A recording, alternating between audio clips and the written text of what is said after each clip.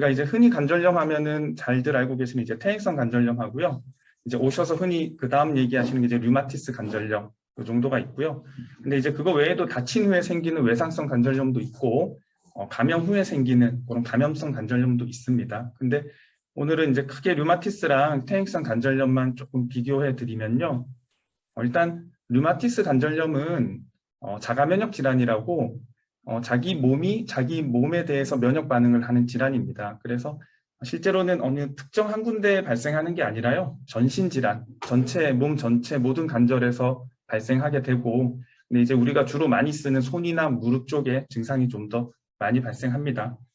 이거는 이제 퇴행성 관절염과 다르게 관절을 싸고 있는 막에서 본인의 면역 세포가 자기의 몸의 정상적인 연고를 적으로 판단을 해서 이렇게 망가뜨리는 그런 질환이고요.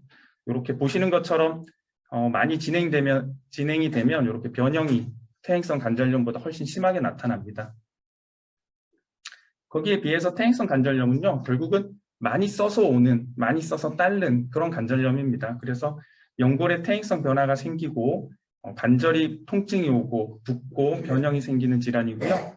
보통 우리 60세 이상 연령에서는 그 정도의 차이는 있지만 한 80% 정도에서 다 가지고 있다고 보시면 됩니다. 이게 어찌 보면은 병이라기보다도 이렇게 자연스러운 노화의 과정이다라고 알고 계시면 될 것 같습니다. 그럼 이런 것들이 왜 생기냐를 보면요. 일단 퇴행성 관절염은 말 그대로 퇴행성이기 때문에 첫 번째는 노화입니다. 그리고 그 외에는 이제 과도한 노동, 그다음에 비만, 잘못된 생활 습관들이 있는데 이런 것들이 이제 개개인의 정도 차이를 유발하게 됩니다. 그러니까 이제 쓰시는 정도가 다르고 생활 습관이 다르고 체중이 다르기 때문에 어떤 분들은 퇴행성 관절염이 빠르게 진행되고 어떤 분들은 연세가 있으심에도 불구하고 퇴행성 관절염이 느리게 진행되는 그런 차이가 생깁니다. 그러면 어떤 부위에 생기냐인데요. 실제로 퇴행성 관절염은요, 이렇게 체중을 받는 부위에 주로 생깁니다. 그래서 우리가 가장 대표적으로 알고 있는 무릎, 그 다음에 척추, 그 다음에 엉덩이 관절이 생기게 되고요. 손은 결국 많이 써서 생기는 부위입니다. 체중을 받진 않지만. 그래서 이런 부위들이 있고, 우리가 흔히 어깨 통증이 있는데 그것과 다른 거는요. 어깨는 우리가 체중을 받지 않기 때문에 실제로는 퇴행성 관절염이 오는 경우는 좀 드뭅니다. 그래서 어깨는 관절염보다는 다른 원인으로 인한 통증이 조금 더 많은 게 이런 이유입니다. 그래서 우리가 이제 병원에 오시게 되면요. 진료를 볼 때 가장 먼저 하는 게 이제 엑스레이 촬영이에요. 그래서 엑스레이 촬영을 하게 되는데요. 우리가 볼 때 뭘 보냐 하면요. 이렇게 보실 때 요 허벅지뼈랑 다리뼈가 있는데 요건 이제 무릎인데 그 사이에 이렇게 간격이 유지되고 있고 뼈를 그리는 요 경계가 매끈한 게 정상입니다. 근데 요게 이제 퇴행성 변화가 오게 되면요. 조금씩 관절 간격이 좁아들게 되고요. 그 다음에 요 뼈를 그리는 요 경계가요. 이렇게 돌기가처럼 이렇게 뼈 조각들이 이렇게 자라는 요게 초기가 되고요. 여기서 조금 더 진행되게 되면 이렇게 우리가 누가 봐도 육안으로 이렇게 간격이 좁아지는 이런 단계가 오고 이 상태에서 조금 더 진행이 되면 뼈의 변형이 와서 뼈의 모양이 망가지는 그런 말기의 관절염으로 진행되게 됩니다. 그래서 보통은 요 초기, 정상이랑 초기 사진을 보시게 되면 알긴 어렵지만 이 중기 넘어가는 사진을 보게 되면요. 병원에 오셨을 때 사진을 보면 자기 정도가 어느 정도구나 요 정도는 알 수 있을 겁니다. 그러면 이거 치료를 어떻게 해야 되냐의 문제인데요. 원래 이 퇴행성 관절염은요. 아까 보시는 것처럼 단계가 있지만 단계가 많이 진행됐다고 해서 더 많이 아픈 건 아닙니다. 그래서 어떤 분들은 퇴행성 관절염이 많이 진행되셨지만 통증이 미미하고 하면은 이건 치료를 하지 않고요. 치료는 보통 통증이 있거나 아니면 기능이 떨어질 때 하게 됩니다. 그래서 우리가 말하게 되는 기능은요. 이제 걷고 다니는 거죠. 그래서 일상생활 하시는데 불편함이 생긴다거나 아니면 주무실 때 통증 때문에 못 주무신다거나 아니면 하고 싶은 걸 하셔야 되는데 이 통증 때문에 잘 못한다거나 이런 게 이제 기능의 문제고요. 그럴 때 치료를 하게 됩니다. 그래서 이게 또 치료를 한다고 해서 퇴행성 관절염은 통증이 완전히 없어지고 깨끗하게 되는 게 아니라 이제 목적이 아까 말씀드린 것처럼 어느 정도 내가 기능을 회복하고 통증을 줄여서 일상생활을 하는 게 목적이기 때문에 뭐 100점이 된다 이렇게 생각은 안 하셔야 나중에 치료를 하고도 그런 치료의 만족도에서 아쉽지가 않을 겁니다. 그래서 일단 이거 고혈압 당뇨처럼 깨끗하게 치료하는 병이 아니라 조절해서 내가 데려가야 되는 병이다라는 거를 이제 스스로도 아시는 게 이거는 굉장히 중요합니다. 그래서 그렇게 아시면 될 것 같고요. 그럼 이제 치료에는 어떤 게 있냐인데요. 보통 초기에는 약물 치료를 하게 됩니다. 그래서 우리가 흔히 쓰는 관절염 약은 소염제고요. 그 다음에는 물리치료, 찜질을 하게 되는데 보통 헷갈리는 게 이렇게 냉온 찜질을 하라라고 적어드리면 언제 냉찜질을 하고 언제 온찜질을 해야 되는지 이걸 이제 궁금해 하시는데 좀 무리하고 쓰시고 좀 붓기가 있을 때는 냉찜질을 하면 되시고요. 아침에 좀 뻑뻑하거나 아니면 이렇게 좀 아침에 주로 쓰시기 전에 이럴 때는 온찜질을 해서 따뜻하게 데워서 쓰시면 좋을 것 같습니다. 그러고 나서는 아까 관절염의 원인이 과도하게 쓰는 거라고 했는데 결국은 근력 운동도 꾸준히 해주고 운동을 해야 무릎에 받는 부하를 근육들이 받아주면서 무릎이 덜 닳게 됩니다. 그래서 운동을 하시는 게 좋은데 운동하실 때는 일단은 평지 위주의 운동, 평지 걷기, 속보, 자전거 이런 것들이 좋고요. 실제로 무릎 운동하신다고 등산을 하거나 계단을 다니는 거는요. 오히려 관절을 망가뜨리는 행위이기 때문에 그런 것들은 좀 피하시는 게 좋을 것 같습니다. 그리고 이제 생활 중에서도 무릎이 많이 굽어지는 것들, 뭐 쪼그려 앉기, 뭐 양반다리 이런 것들은 피하시는 게 무릎이랑 고관절 모두에 좋습니다. 그리고 이런 단계가 지나가서 저런 초기 치료를 했음에도 불구하고 통증이 지속되면요. 우리가 이제 흔히 주사 치료를 할 수도 있고 그 다음에 간단한 내시경 수술을 시도하게 됩니다. 그리고 이런 단계가 넘어가면 이렇게 보시는 것처럼 이제 인공관절을 하게 되는데 뭐 이런 수술적 치료나 이런 것들은 뒤에 제가 다시 한번 구체적으로 다시 한번 말씀드리겠습니다. 방금 말씀드린 거 다시 정리해 보면요. 약물 치료는 먹는 약이 있고 무릎에다 직접 주사를 쏘는 주사요법이 있고요. 수술은 간단한 관절경 수술부터 절골술, 인공관절 수술 같은 것이 있는데 아까 말씀드린 것처럼 뒤에서 다시 한번 안내 드릴 거고요. 우리가 이제 보통 관절에 주사를 맞는다고 하면은 어떤 주사를 맞는지 잘 모르시는 경우도 있고 그다음에 뭘 맞는지 궁금해 하실 수도 있는데 보통 크게 두 가지입니다. 여기 보시는 것처럼요. 우리가 흔히 뼈 주사 하면은 스테로이드 주사입니다. 근데 뭐 한간에는 뭐 스테로이드를 몸에 맞으면 안 좋다. 그다음에 맞으면 안 된다. 이렇게 알고 계시는 분들도 있는데 실제로 스테로이드 종류는 굉장히 많고요. 그중에서 국소적으로 이렇게 적절한 시기에 적절한 곳에 놓는 스테로이드 주사는 굉장히 큰 도움이 됩니다. 그리고 또 스테로이드는 굉장히 좋은 소염 효과가 있고 진통 효과가 있기 때문에 초기에 붓고 통증이 있을 때 굳이 안 맞으실 이유 없이 진찰을 받고 주사 맞는 게 도움이 되실 겁니다. 그 다음에 두 번째 우리 흔히 연골 주사라고 하는 건데요. 이거 이제 히알루론산이라고 예전에 일주일 간격으로 5번 맞거나 아니면 일주일 간격으로 3번 맞던 그런 주사인데요.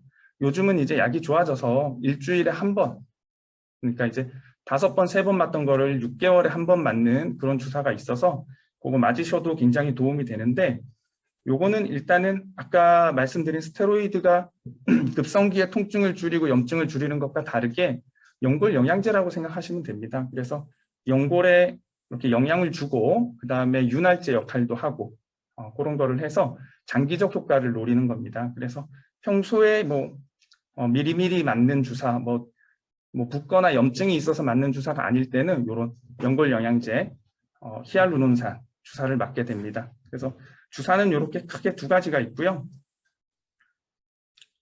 그 다음에는 우리가 수술적 요법에 대해서 말씀드릴 건데요. 흔히 이제 수술을 받으면 뭐 레이저 수술이냐, 내시경 수술이냐, 아니면 연골에 대해서 수술을 했냐, 연골판에 대해서 수술을 했나, 이것들을 굉장히 헷갈려 하시고요. 막상 수술을 받고 나셔서도 내원하시면 본인이 어떤 수술을 받으셨는지 잘 모르는 경우가 많습니다. 이제 그게 왜 그러냐면 결국은 이렇게 수술의 종류가 많기 때문입니다. 결국은 내시경 수술을 했어도 그 안에서 종류가 많고 연골, 연골판 용어가 비슷하기 때문에 많이들 헷갈리시는 것 같습니다. 그래서 제가 설명을 드리면요. 이게 이제 무릎을 내시경으로 본 사진입니다. 근데 정확한 용어는 내시경 수술, 관절경 수술이 맞고요. 우리가 흔히 레이저라고 하는 거는 수술할 때 쓰는 기구의 한 종류일 뿐이지 그거 자체가 레이저 수술을 한다라는 거는 뭐 맞는 얘기는 아닙니다. 그래서 보시는 것처럼 지금 하살표가 그리는 게 허벅지 뼈고요. 그 밑에 하살표가 그리는 게 다리뼈고 뼈랑 뼈 사이에 이렇게 지나가는 게 반월상 연골판이라고 합니다. 그래서 이렇게 매끈한 것들이 다 정상이고요. 뼈를 덮고 있는 요게 연골, 연골 사이에 있는 게 연골판인데 이제 보통 연골판이 찢어졌는지 연골이 벗겨졌는지 설명을 드려도 이제 헷갈리는 이유가 요 한 글자 차이라서 그렇습니다. 보시면 여기처럼 아까랑 다르게 이렇게 찢어진 거, 요거 연골판 파열입니다. 그래서 요거는 보통 우리가 내시경으로 간단하게 정리를 하거나 아니면 꿰매거나 하게 되고요. 요 오른쪽에 보이는 것처럼 요거는 연골이 벗겨진 겁니다. 그래서 요 같은 경우는 내시경으로 간단한 수술을 하는 것보다 이제 뭐 절개 수술이나 아니면 다른 걸 하게 되고요. 우리가 이제 일반적으로 얘기할 때 연골이 벗겨진 경우 이거를 관절염이라고 합니다. 그래서 왼쪽은 연골판 파열, 오른쪽은 연골이 벗겨진 퇴행성 관절염 이렇게 보시면 될 것 같습니다.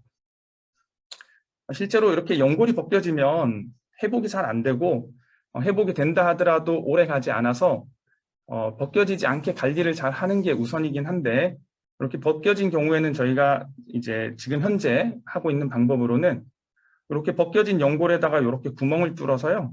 연골이 다시 자라날 수 있게 하는 그런 수술을 미세천공술이라고 하고 요걸 하게 되면 초기 결과는 좋은데 이제 장기적으로는 결과가 좋지 않아서 보통 한 2년 정도 쓴다. 그렇게 알고 계시면 되고 보통 이렇게 연골이 벗겨져서 시행하는 수술들은요. 목발을 쓰고 바로 딛지를 못해서 예를 들어 내가 수술을 했는데 바로 딛고 다녔다 하면 아까 연골판 수술을 하신 게 맞을 거고요.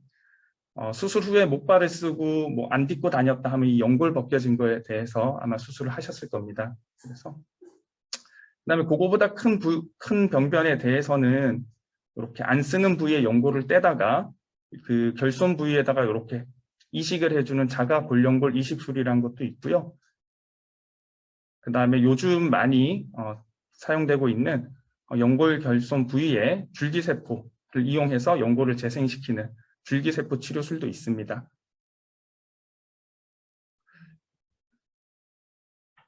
그리고 이제 동양인들 특히 우리 이 아시아 한국인들 이쪽 사람들은 다리가 선천적으로 약간 오다리로 태어나기 때문에 체중의 중심이 무릎의 안쪽으로 지나갑니다. 그래서 연골이 지나갈 때 안쪽이 먼저 벗겨지고요. 상대적으로 바깥쪽 연골이 괜찮은 경우가 많습니다. 그래서 이 오다리를 교정을 하게 되면 체중의 중심이 가운데 또는 바깥쪽으로 옮겨져서 이제 남아있는 연골을 조금 더 쓰게 하는 그런 수술이 있습니다. 그래서 그거는 다리 교정술. 이렇게 뼈를 잘라서 휜다리를 펴고 금속을 박아서 고정하는 수술을 하게 됩니다. 그리고 지금까지는 다 이제 본인의 무릎을 조금 더 고치고 연골을 재생시켜서 쓰는 방법이었으면 이거 이제 잘 알고 계시는 이제 인공관절 수술은 저런 것들로 회복을 할 수 없을 때 이제 마지막 단계로 저희가 시행을 하게 됩니다. 그래서 인공관절도 이렇게 병변 부위만 바꾸는 구획치환술이 있고요. 전체를 바꾸는 전치환술이 있는데 요거는 이제 치과 치료랑 비슷하다고 생각하시면 됩니다. 우리 충치가 생겨서 이렇게 씹을 때 통증이 올 때 그 충치 있는 부위만 이렇게 다듬고 이렇게 금속으로 채워놓는 그런 수술이 이런 구획치환술이라고 생각하시면 될 거고요. 전체가 망가져서 못 쓸 때는 그 병변을 이렇게 정리하고 금속을 위아래로 씌워서 그렇게 하는 인공관절은 그런 금리 씌우는 거랑 비슷하다고 생각하시면 될 것 같습니다. 그래서 수술 치료는 이런 것들이 있고요. 아까도 말씀드렸듯이 퇴행성 관절염은 꼭 진행된 정도에 비례해서 통증이 오는 게 아니기 때문에 게다가 이게 정형외과 수술은 죽고 살고의 문제가 걸리는 경우가 좀 드뭅니다. 그래서 이게 당장 오늘 내일 해야 되는 게 아닌데 내가 이걸 수술을 해야 되나 말아야 되나 이런 고민들을 많이 하게 되시는데요. 그런 기준을 제가 아까 드렸던 그 세 가지를 한번 생각해 보시면 될 것 같습니다. 내가 일상생활 하는데 지낼만 한지, 그 다음에 주무실 때 통증 때문에 깨진 않는지, 아니면 내가 하고 싶은 걸 해야 되는데 이 무릎의 통증 때문에 못한다 하면 이럴 때는 수술을 해서 그런 활동을 하는 게 맞을 것 같습니다. 결국은 수술을 좋아하는 사람은 아무도 없기 때문에요. 안 하는 게 제일 좋지만 결국은 수술이 아니면 해결이 안 되는 경우들이 있어서 그럴 땐 수술하시는 게 맞을 것 같습니다. 그리고 이제 결국은 이런 게 안 생기게 해야 되는데요. 아까 퇴행성 관절염이 오는 원인이 노화는 어쩔 수 없고, 근데 우리가 개인 간의 차이가 생기는 거는 쓰는 정도, 생활 습관, 비만이라 했는데 그 세 개를 조절하시면 예방이 됩니다. 보통은 무릎을 많이 구부리는 자세가 문제가 되기 때문에요. 아까 말씀드린 쪼그려 앉기, 양반다리, 계단 다니기 이런 것들은 좀 피하시고 계단, 그러니까 엘리베이터나 에스컬레이터를 쓰시는 게 좋을 것 같고요. 그다음에 근력 운동, 허벅지 운동을 좀 해주시면 무릎이 연골이 직접 받는 부하를 근육이 받아주기 때문에 다른 거를 좀 예방할 수 있습니다. 그리고 마지막으로 체중을 좀 줄여주시면 그런 것들이 관절의 부담도 줄여주기 때문에 관절염을 예방할 수 있습니다. 결국 아까 뭐 제가 말씀드린 거는 뭐 이런 관절염이 죽고 살고의 문제 직접적이지 않다고는 하지만 이게 관절염이 한번 생기게 되면 활동량이 줄고요. 활동량이 줄면은 전신에 근력이 빠져서 근소실이 오고 심폐기능도 떨어져서 장기적으로는 그런 전신 건강에 영향을 줍니다. 그래서 그런 생활 습관도 고치고 문제가 있을 때는 얼른 고쳐서 쓰시는 게 맞을 것 같습니다. 다시 한번 말씀드리면 체중을 좀 줄이시고 규칙적인 운동을 하시고 그다음에 허벅지 근력 강화를 하시는 게 무릎의 퇴행성 관절염의 예방에 도움이 되실 겁니다.